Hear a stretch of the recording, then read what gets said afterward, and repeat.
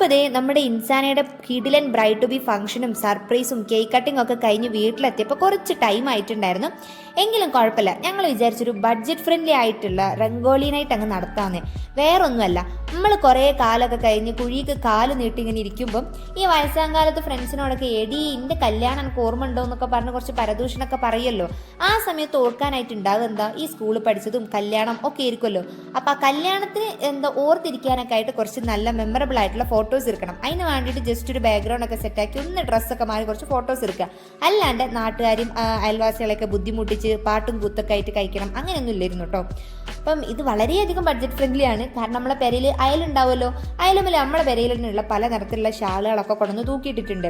ഇനിയിപ്പോൾ ഷാളില്ലെങ്കിൽ ഉമ്മാൻ്റെ ഒക്കെ തലയിലുള്ള ഊരി കൊണ്ടുവന്നിട്ട് ഇട്ടാൽ മതി. ഏത് കളറായാലും കുഴപ്പമില്ല. ഈ റംഗോളിൻ്റെ ഒരു പ്രത്യേകത അതാണ്, എന്ത് സാധനം കൊണ്ടുവന്നാലും പൊക്കോളും. ഒരു ഡ്രസ് കോഡൊന്നും ഇല്ലല്ലോ, എല്ലാ കളറും കയറി പോയിക്കോളല്ലോ. അപ്പോൾ സ്റ്റേജ് ലാസ്റ്റ് ടൈം ആയപ്പോഴേക്കും ഏകദേശം സെറ്റായിട്ട് നമ്മൾ ഫോട്ടോക്കൊക്കെ നല്ല കിടിലനായിട്ടുള്ളൊരു ബാക്ക്ഗ്രൗണ്ട് കിട്ടി. ഓളെ 2 കസിൻസ് ഉണ്ടായിരുന്നു, കുക്കുത്തിയും ഷാനത്തിയും. ഓളെ 2 ഐഡിയ ആയിരുന്നു കേട്ടോ. പിന്നെ നമ്മളിത് പല നിറത്തിലുള്ള പ്ലേറ്റുകളൊക്കെ എടുത്ത് അതിക്ക് പല കളർ പൊടികളൊക്കെ ഇട്ടിട്ടുണ്ട്. അതിൻ്റെ ഇടയിൽ കൂടെ ഓള് ഡ്രസ്സ് മാറി വന്നു.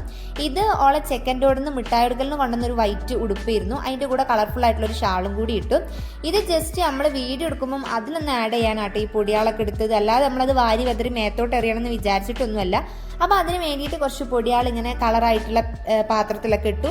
നമ്മൾ എല്ലാവരും അതേ വൈറ്റ് ഡ്രസ്സിന് അതിന് കുറച്ച് കളർഫുൾ ആയിട്ടുള്ള ഷോൾ മാത്രം സെറ്റ് ചെയ്തു, അത്രേ ഉള്ളൂ കേട്ടോ. പിന്നെ 3 സ്റ്റൂളൊക്കെ വെച്ച് നമ്മളെ പെരയിലുള്ള ഒരു സാരി എടുത്തിട്ട് അതിൻ്റെ മേലെ കൂടെ ഇട്ടു. ഇതാണ് നമ്മൾ സെറ്റ് ആക്കിയിട്ടുള്ള ബാക്ക്ഗ്രൗണ്ട്. ഇങ്ങനെ കാണുമ്പോൾ ഒരു വലിയ ഇതില്ലെങ്കിലും ഫോട്ടോയിൽ നല്ല രസമുണ്ട് കേട്ടോ ബാക്ക്ഗ്രൗണ്ട് കാണാനായിട്ട്. അപ്പം കുറേ നേരത്തെ ഞങ്ങളുടെ കഷ്ടപ്പാടായിരുന്നു. കാരണം എന്താ വെച്ചാൽ മഴ പെയ്യും, അപ്പം എല്ലാം കൂടി കുക്കുത്തെടുത്ത് ഉള്ളിക്ക് കുത്തും. പിന്നെ മഴ നിൽക്കും, അപ്പം എല്ലാം കൂടി എടുത്ത് പുറത്തേക്ക് ഇടാക്കും. എന്തായാലും അടിപൊളിയായിട്ടുണ്ടായിരുന്നു. അങ്ങനെ അതേ നമ്മൾ ഇൻസാനെ സെറ്റ് ചെയ്തുകൊണ്ട് നിൽക്കണം. ഇൻസാനൊക്കെ ആകെ ഒരു നിർബന്ധം ഉണ്ടായിരുന്നുള്ളൂ. എന്നോട് ആകെ പറഞ്ഞൊരു കാര്യം എന്താ വെച്ചാൽ ഇവിടെ എന്ത് പരിപാടി നടക്കുമ്പോഴും ഓൾമോസ്റ്റ് കവർ ചെയ്യാൻ പറ്റുന്ന അത്ര രീതിക്ക് വീഡിയോ എടുക്കണം, എന്നിട്ട് നമുക്ക് യൂട്യൂബിലിടാം. എല്ലാ കാലത്ത് നോക്കുമ്പോഴും നല്ലൊരു മെമ്മറബിൾ ആയിട്ടുള്ളൊരു വ്ളോഗായിട്ട് അത് അവിടെ നിന്നോട്ടെ എന്ന് പറഞ്ഞിട്ടുണ്ടായിരുന്നു. അതുകൊണ്ട് എന്നെ കൊണ്ട് പറ്റുന്ന രീതിക്കുള്ളതൊക്കെ ഞാൻ കവർ ചെയ്തെടുത്തിട്ടുണ്ടായിരുന്നു. നല്ല രസമുണ്ടായിരുന്നു കേട്ടോ. മാറ്റി കഴിഞ്ഞ് വന്നപ്പം ഇത് നമ്മൾ മീഷോന്ന് ഹൽദിക്ക് ഇടാൻ വേണ്ടി വാങ്ങിയ ഓർണമെന്റ്സ് ആയിരുന്നു. പണി പാളിന്ന് വിചാരിച്ച് നിൽക്കുമ്പോഴാണ് ഈ റംഗോളിക്ക് ഏത് കളറും കയറി പോകുമല്ലോ, അപ്പോൾ അതിൻ്റെ കൂട്ടത്തിൽ ഇതങ്ങ് ആഡ് ചെയ്തത്. ഏതായാലും മാറ്റി കഴിഞ്ഞപ്പം നമ്മളെ ബ്രൈഡിന് കുറച്ച് കാര്യങ്ങളൊക്കെ പറയാനുണ്ടായിരുന്നു. അപ്പോൾ അതിൻ്റെ കുറച്ച് തള്ളു കേൾക്കാം നമുക്ക്.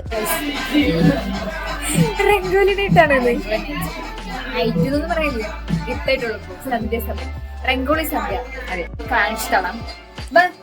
This is my sister Shania Drisley. I love you. I love you too.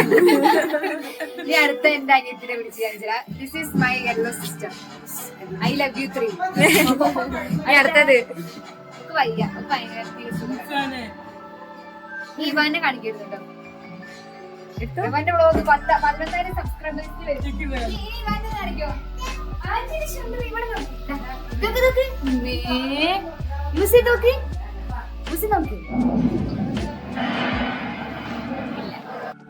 അങ്ങനെ ഏറെക്കുറെ നമ്മൾ ഒരുക്കങ്ങളും ഓളൊരുക്കവും ബാക്ക്ഗ്രൗണ്ടൊക്കെ സെറ്റ് ആയപ്പോൾ നമുക്ക് കുറച്ച് ഫോട്ടോ എടുക്കാമെന്ന് വെച്ച് പുറത്തേക്ക് ഇറങ്ങി. അപ്പോൾ അത് നമ്മൾ പൊടിയാളൊക്കെ ഇങ്ങനെ ഓരോ സ്റ്റൂളുമ്മലാക്കി വെച്ചിട്ടുണ്ട്. പെട്ടെന്ന് ഇങ്ങനെ കാണുമ്പോൾ ഇത് സ്റ്റൂളാന്നൊന്നും മനസ്സിലാവണില്ലല്ലോ. അങ്ങനെ അത് ഓളെ ബാക്ക്ഗ്രൗണ്ടിൽ നിർത്തിയിട്ട് ഇങ്ങനെ ഫോട്ടോ ഒക്കെ എടുക്കുമ്പം ഏകദേശം നൈസായിട്ടുണ്ടായിരുന്നു കേട്ടോ ഫോട്ടോസും കാര്യങ്ങളൊക്കെ കാണാനായിട്ട്.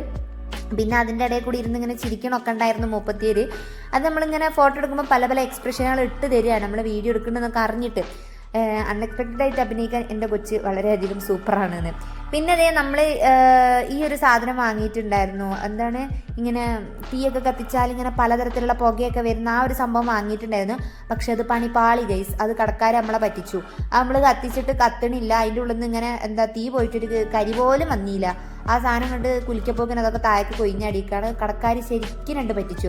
ഷാനിത്താണെങ്കിൽ ഷാനിത്താൻ്റെ അപ്പാനോട് പറഞ്ഞിരിക്കുന്നത് മേലെ കൂടെ പുക പോണത് വെച്ചിട്ട് നിങ്ങൾക്ക് മനസ്സിലാക്കാമെന്നാണ്. അവരൊന്നും വരാത്തത് നന്നായി. വന്നില്ലെങ്കിൽ നമ്മളെല്ലാവരും കൂടി ഇങ്ങനെ നാണം കെടുത്തിയേനെ. പിന്നെ എല്ലാവരും കൂടി കണ്ടോ നുള്ളി നോവിപ്പിക്കാതെ അവളെ മുഖത്ത് കുറച്ച് പൊടി മാത്രം ഇങ്ങനെ ആക്കി കൊടുത്ത് ഇങ്ങനെ വാരി വെതറിയിട്ട് വൃത്തിയായിട്ടൊന്നും ആക്കിയിട്ടില്ല. അതാണ് നല്ല വൃത്തിയുള്ള കോലത്തിൽ ഇങ്ങനെ നിൽക്കുന്നത്. കുറച്ച് എല്ലാവരും കൂടി മെല്ലെ ഒന്ന് ഇങ്ങനെ തൊട്ടിട്ട് കുറച്ച് മുഖത്ത് ഇങ്ങനെ ഉണ്ടാക്കി കൊടുത്ത്, അത്രയേ ഉള്ളൂ. എന്നിട്ട് നമ്മൾ ഇതേപോലെ നിർത്തിയിട്ട് ഫോട്ടോസ് അങ്ങനെ എടുപ്പിക്കുകയാണ്. ഫോട്ടോസ് എടുക്കാൻ കുറച്ച് കഷ്ടപ്പെട്ടിട്ടോ. കാരണം സ്റ്റൂളുമ്മലൊക്കെ കയറി നിന്ന് മേലെന്ന് ഫോട്ടോ എടുക്കുന്നു, താഴ്ന്ന് ഫോട്ടോ എടുക്കുന്നു, പിന്നെ എല്ലാവരും ഓരോരുത്തരായിട്ട് നിന്ന് ഫോട്ടോ എടുക്കുന്നു. നമ്മളെ കൂട്ടത്തിലൊരു ഐഫോണും ഇതൊക്കെ ഉള്ളത് കൊണ്ട് ഓരോരുത്തർ ഓരോ ഫോട്ടോസ് എടുത്തു. അല്ലാണ്ട് പ്രത്യേകിച്ച് ക്യാമറാമാൻമാരൊന്നും നമ്മളങ്ങനെ വിളിച്ചിട്ടില്ല. പിന്നെ നമ്മൾ കുറേ നേരം അങ്ങോട്ടും ഇങ്ങോട്ടും കുറച്ച് റീൽസിനും ഇതിനൊക്കെ ഉള്ള കാര്യങ്ങളൊക്കെ എടുത്തു കഴിഞ്ഞതിന് ശേഷം ഓൾ ഇതൊക്കെ പാടെ നൂരിട്ടിട്ട് പോയി കടന്നാലോ എന്നുള്ളടത്ത് എത്തിക്കണേ.